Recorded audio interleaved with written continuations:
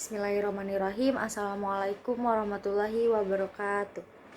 Sebelumnya izin memperkenalkan diri, nama saya Tasya Naisila dari kelas 2C Teknologi Pangan. Di sini saya akan sedikit menjelaskan mengenai titrasi asam basa. Nah, sebagai pengantar, titrasi itu kan merupakan salah satu metode dari kimia analisis. Nah, tujuannya itu adalah untuk menganalisa atau untuk mencari tahu keberadaan dan jumlah dari satu spesies dalam sampel. Nah, analisa ini kan terbagi menjadi dua. Yang pertama itu ada analisa kualitatif dan analisa kuantitatif. Untuk analisa kualitatif itu tujuannya itu untuk mengetahui keberadaan suatu spesies, sedangkan untuk analisa kuantitatif itu untuk mengetahui jumlah atau konsentrasi suatu spesies. Nah, titrasi itu kan merupakan salah satu metode kimia analisis kuantitatif. Nah, definisi dari titrasi itu sendiri adalah titrasi itu kan salah satu cara untuk menentukan konsentrasi larutan suatu zat dengan cara mereaksikan larutan tersebut dengan zat lain yang diketahui konsentrasinya. Di sini juga kan menggunakan volume sebagai parameter. Maka disebut dengan metode analisis kuantitatif volumetri. Nah, bergantung pada jenis reaksi yang terjadi, titrasi itu dibagi menjadi 4. Ada titrasi asam basa, ada titrasi redoks, titrasi kompleksometri, dan juga ada titrasi pengendapan. Yang pertama itu ada titrasi asam basa. Nah, titrasi asam basa itu adalah reaksi yang terjadi antara asam dan juga basa. Yang kedua itu ada titrasi redoks. Nah, sesuai dengan namanya, titrasi redoks ini adalah reaksi yang terjadi antara reduksi dan oksidasi. Contohnya itu adalah iodometri yang melibatkan iodium. Kemudian yang ketiga itu ada titrasi kompleksometri. Nah, reaksinya itu kan merupakan pembentukan yang kompleks, dilakukan untuk mengetahui kadar dari logam-logam seperti kalsium, aluminium, dan lain-lain. Nah, yang terakhir itu ada titrasi pengendapan. Nah, sesuai dengan namanya, terlibat suatu reaksi yang namanya reaksi pengendapan. Nah, contohnya itu ada perhitungan kadar perak menggunakan larutan HCl. Itu kan akan mengalami pengendapan ya, maka disebut dengan titrasi pengendapan. Nah, sebelum lebih jauh kita membahas mengenai titrasi asam basa, kita ini perlu mengetahui dulu istilah-istilah dalam titrasi asam basa. Yang pertama itu ada titran atau titer. Nah, titran atau titer ini adalah larutan yang telah diketahui konsentrasinya. Dan yang kedua ini ada titrat atau analit. Ini adalah larutan yang belum diketahui konsentrasinya. Kemudian ada yang namanya titik ekivalen. Titik ekivalen itu titik pada saat jumlah titran sama dengan jumlah titrat. Kemudian ada titik akhir titrasi, titik pada saat terjadi perubahan warna yang ditandai dengan perubahan warna indikator. Titik akhir titrasi ini ditandai oleh yang pertama ada perubahan warna indikator. Jadi larutan yang tidak berwarna itu bisa jadi berwarna atau sebaliknya. Kemudian larutan yang sudah berwarna itu bisa jadi berubah ke warna yang lain gitu. Kemudian yang kedua itu ada perubahan kekeruhan. Jadi larutan yang jernih, yang awalnya jernih itu bisa menjadi keruh ataupun sebaliknya. Dan yang terakhir itu ada perubahan daya hantar listrik larutan. Nah, yang perlu menjadi catatan di sini adalah jika titik ekivalen tidak berhimpit dengan titik akhir titrasi, maka ada kesalahan pada titrasi. Langsung aja ke titrasi asam basa. Nah, tadi kan telah disebutkan bahwa titrasi asam basa itu adalah reaksi yang terjadi antara asam dan juga basa. Nah, untuk alat dan bahan yang digunakan dalam titrasi asam basa ini, alatnya antara lain itu ada Erlenmeyer, ada buret, statif dan klaim, ada gelas beker, corong, dan juga botol semprot. Nah, untuk kegunaan dan atau manfaat dari masing-masing alat ini, kalau Erlenmeyer itu dia berfungsi sebagai wadah larutan yang akan diuji atau yang disebut dengan titrat.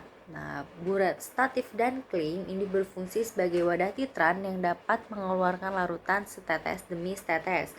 Kemudian ada glass beaker itu sebagai wadah limbah dan larutan, ada corong yang berfungsi sebagai alat bantu memasukkan larutan ke dalam buret, dan yang terakhir itu ada botol semprot yang berfungsi sebagai wadah untuk aquades.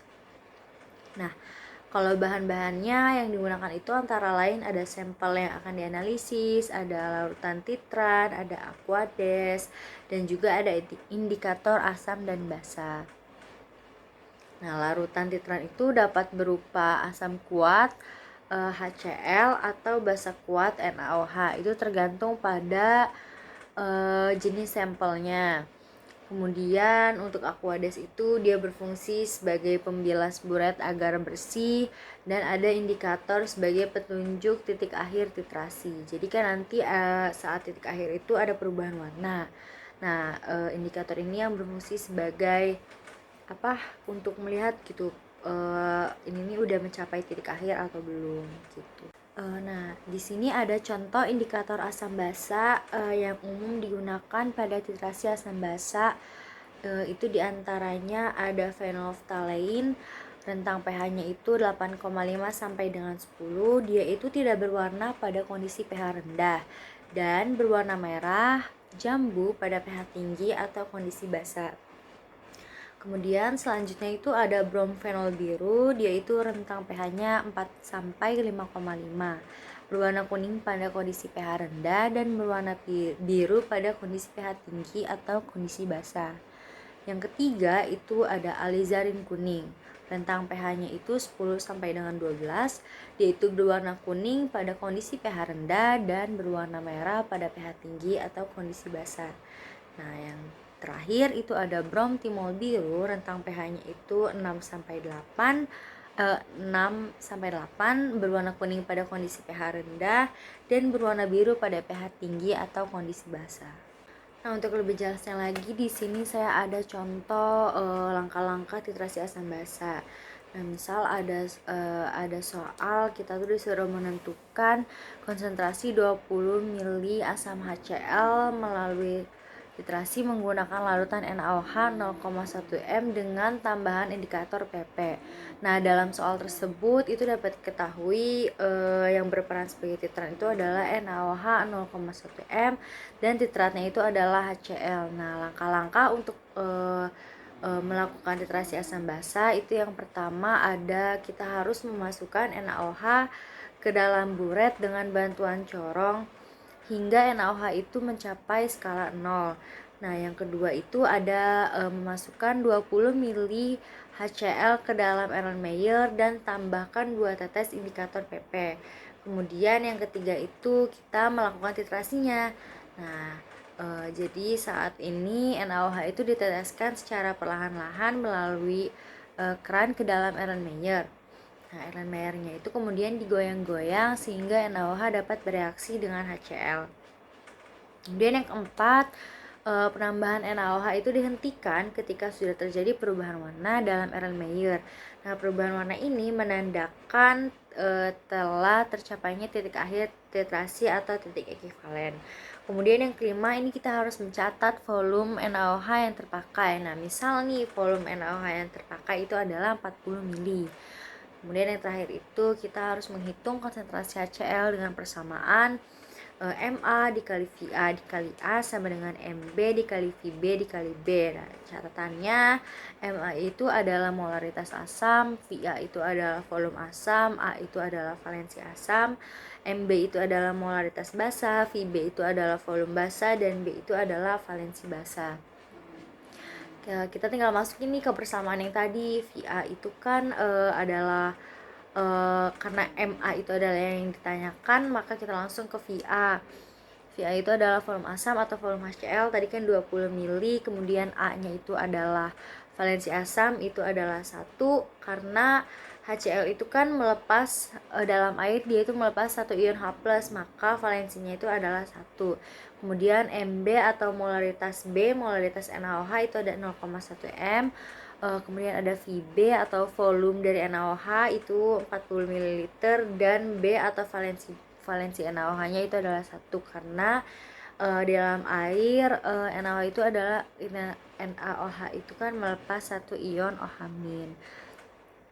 Nah, kemudian tinggal dikaliin aja. Jadi kan Ma itu sama dengan 0,1 dikali 40 dikali 1 dibagi 20 dikali 1. Jadi hasilnya itu ada 0,2 M. Nah, jadi konsentrasi larutan HCl-nya itu adalah 0,2 M. Mengenai perhitungannya supaya lebih jelas lagi, di sini akan saya berikan satu contoh soal. Di sini ditulis bahwa 20 ml larutan KOH dititrasi dengan HCl 0,1 M dan dengan penambahan indikator PP. Jika untuk mencapai titik ekivalen dibutuhkan 25 ml HCl, berapakah molaritas larutan KOH yang digunakan dalam titrasi tersebut? Nah, ini masih menggunakan rumus yang sama ya, yaitu MA dikali VA dikali A sama dengan MB dikali VB dikali B.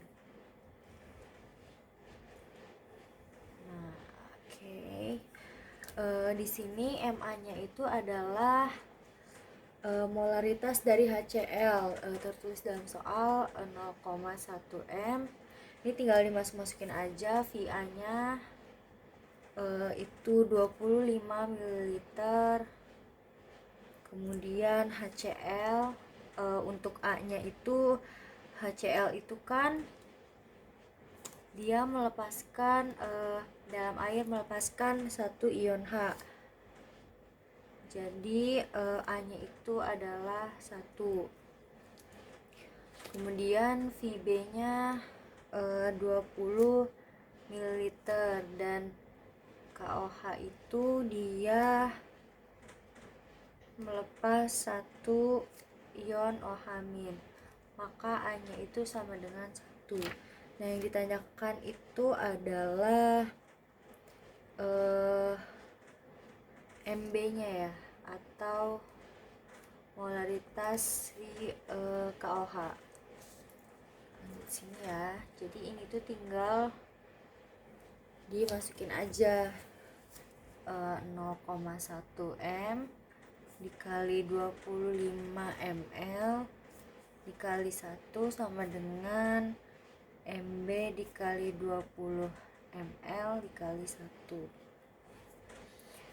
Jadinya gini, MB sama dengan 0,1 dikali 25 dikali 1 dibagi dengan 20 dikali 1. Nah, hasilnya itu adalah 0,125 M. Nah, jadi konsentrasi larutan KOH adalah 0,125 M.